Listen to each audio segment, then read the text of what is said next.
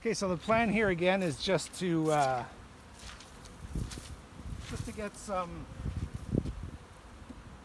sugar and pollen onto this hive so that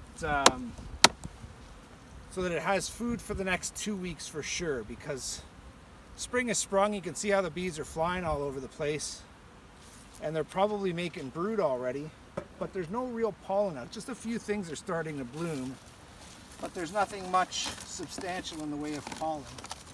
So that's why I wanted to get a pollen patty on for sure, just a little more sugar.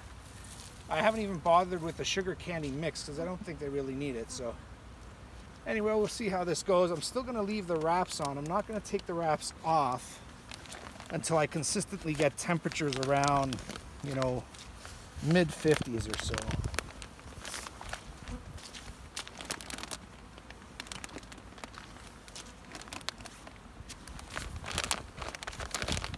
Now this hive was my second strongest hive going into winter, and it seemed to do really well in the winter as far as how much candy and such it was taking. Let's see what it looks like under here. I have absolutely no clue. It's been well over a month since I've come out.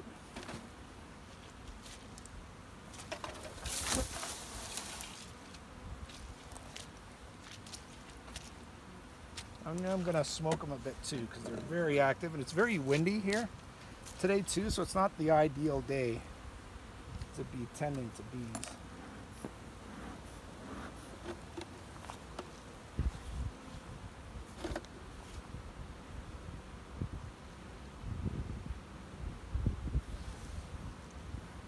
Okay, so let's see what this looks like underneath here.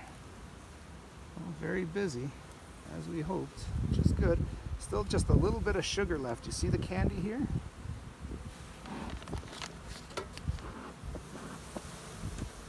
I drop a bit more sugar, and then I'll put a pollen patty underneath, and that'll be it. I'll do that at each hive. I won't go any further than that. Don't want to upset them too much today. So here it is. It's just a mix of sugar candy and just plain old sugar, because I don't really need it to last that long. It's not going to grow mold in the 10 days or so that it'll be on. So I'm just going to put this, actually I'll put that last. I'll put the pollen patty in first. And you can see the pollen patty, you know, has holes. I'll put those facing down so that they can get at it, but they can get at it from the sides too. I just don't want to leave it on there too long, because I have heard, you know, a good viewer of mine, Chris, says that they can get all mushy in the heat, so it shouldn't be much of a problem. Let's see, how am I going to do this now? Okay, let's bring this box up.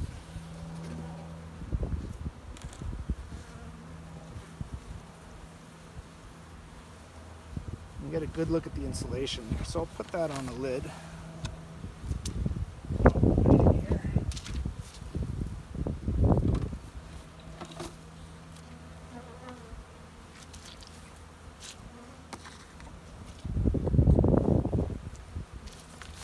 Not well organized, because this is the first time for me doing this, right? So usually you know where everything goes and where to put everything, so that once you open up the bees, you're efficient. But this hasn't been my most efficient mission this morning.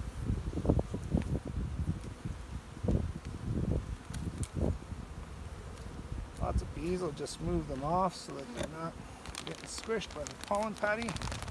So they've got their pollen there. I'll leave them a little bit of sugar, and that's it. We'll close this one up.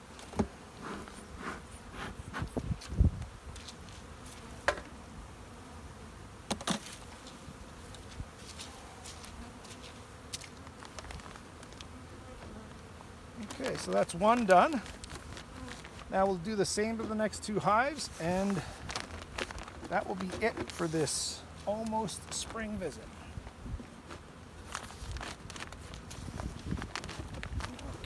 Good fit.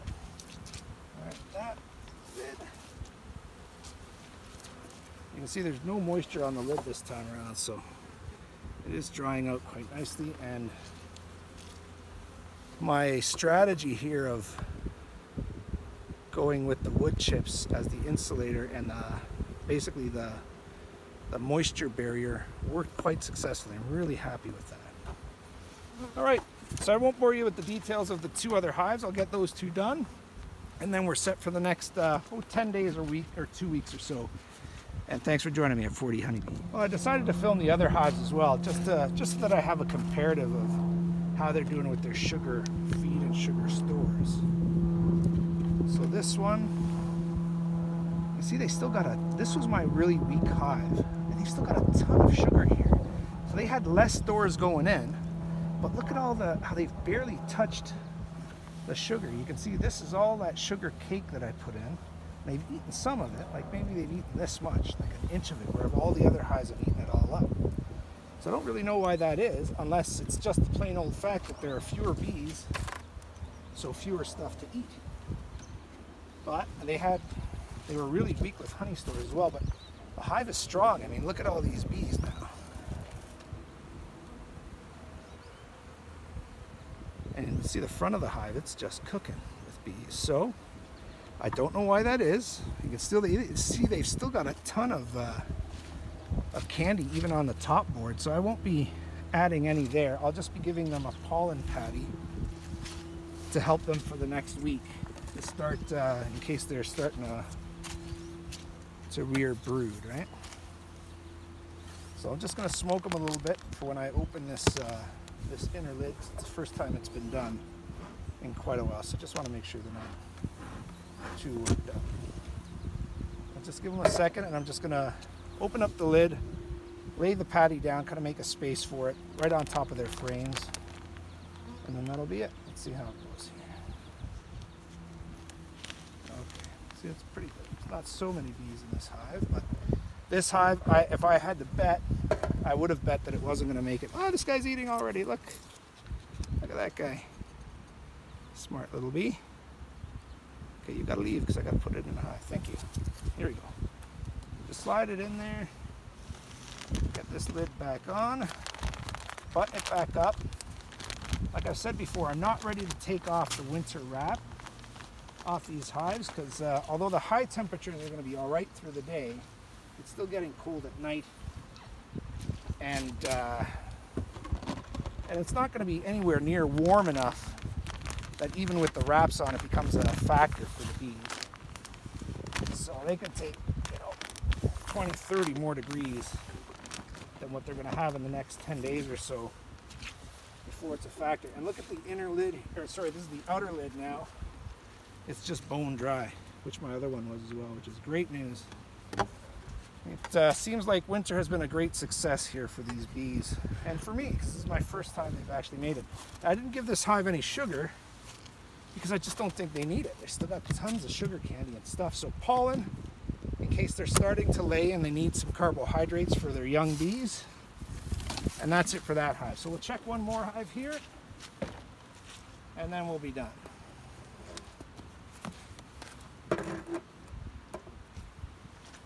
Now, I had one YouTuber question why I left the smoker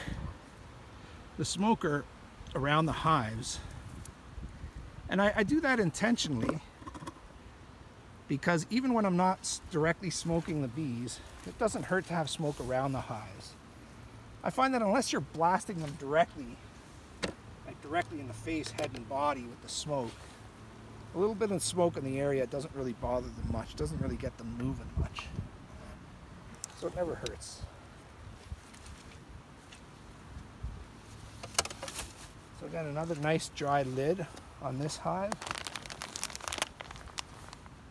The pine chips are a little moist on this hive. They weren't for all the other hives, but they are all a little different. That's the thing. Like even if you do everything exactly the same, with the same breed, coming from the same breeder, everything the same, never works out to be the same. Well, this is really interesting. Look at this big hunk of propolis they're building here. That might be what that bee's doing right there. You see that?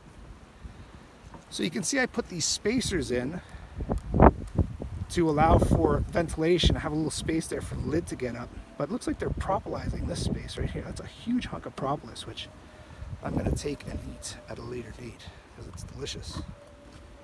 Okay, so where were we now? I'll give them a little bit of smoke and see how they're doing.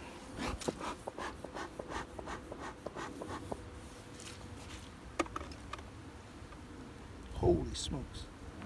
There's a ton of bees in there.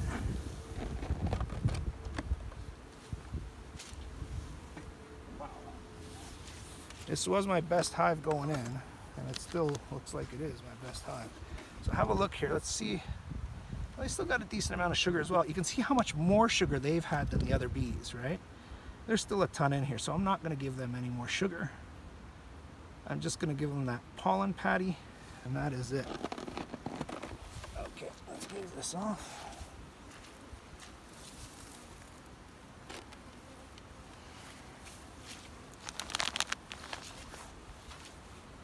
Okay, you guys can still see that all right, right? So let's just, yeah, I'm just going to crack this and make some space for them with smoke.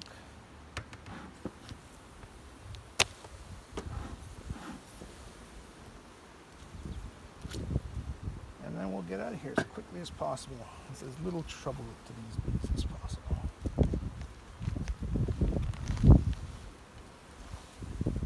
Okay, so let's clear this space right here. Come on, bees.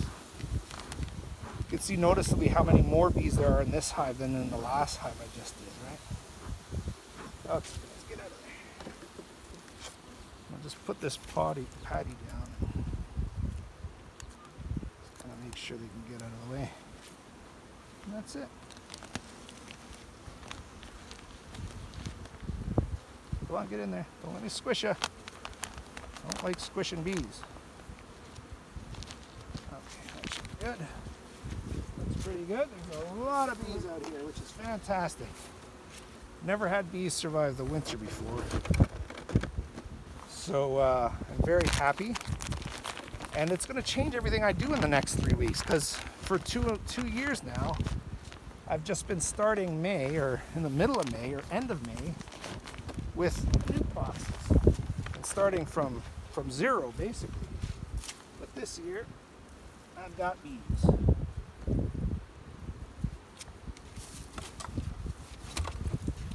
This inner cover as well is just bone dry, so it's been a very successful winterization this year.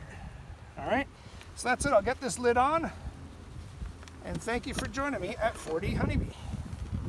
I know I said that before, but this time I mean it, for real.